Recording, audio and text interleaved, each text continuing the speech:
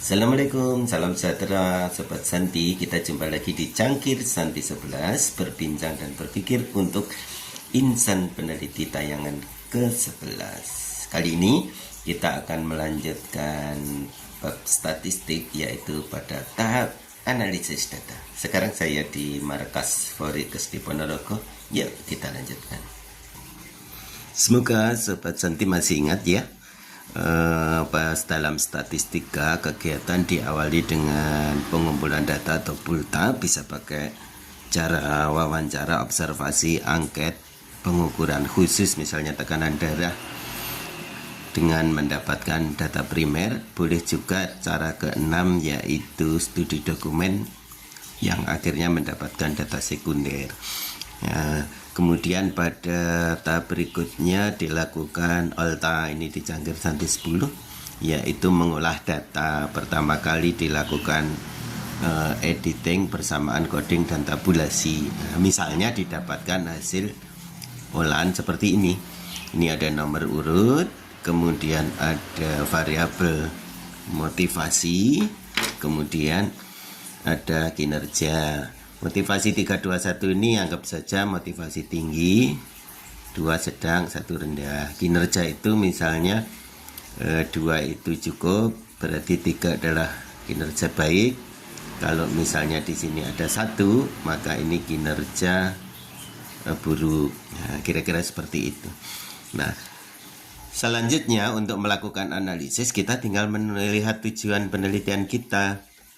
Kalau tujuan penelitian adalah sekedar untuk mendeskripsikan atau penelitian deskriptif, maka kita akan menggunakan statistika deskriptif gitu. Tetapi jika nanti kita mau menguji hipotesis, maka kita lakukan analisis dengan statistika analitik. Nah, kira-kira demikian. Nah, statistika deskriptif apabila data bersifat kategorik, maka kita akan menggunakan frekuensi dan persentase atau proporsi. Tetapi nanti jika datanya adalah numerik, angka-angka asli, bukan coding seperti ini, tapi angka asli, misalnya kadar HP asli, maka akan menggunakan pemusatan, misalnya min, median, modus, plus penyebaran.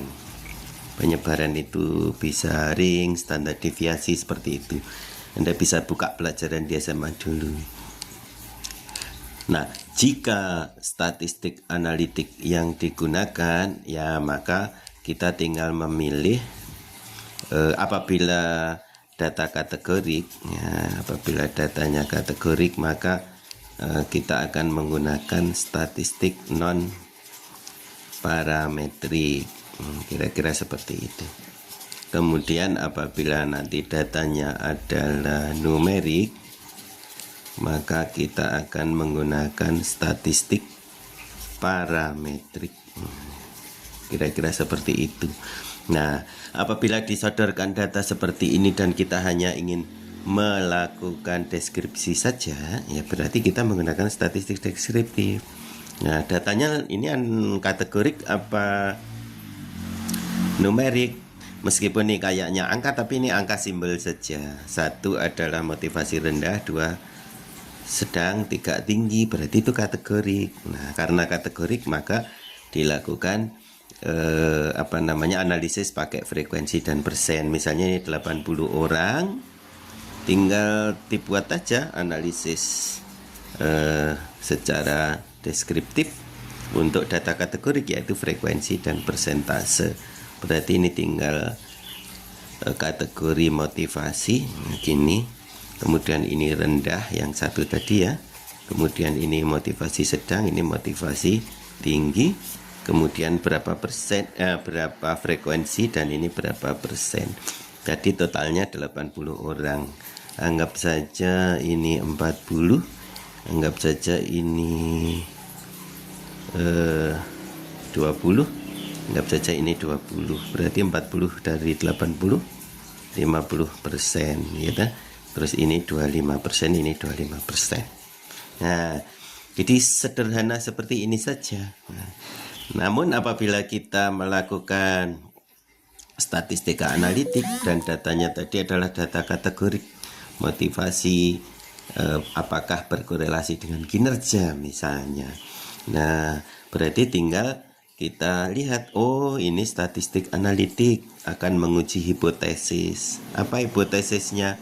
Korelasi antara motivasi dan kinerja. Apakah motivasi ini mempengaruhi kinerja atau ada hubungan antara keduanya? Apakah jika motivasinya tinggi, kinerjanya juga ikut bagus? Kalau motivasinya rendah, kinerjanya turun, itu maksudnya korelasi.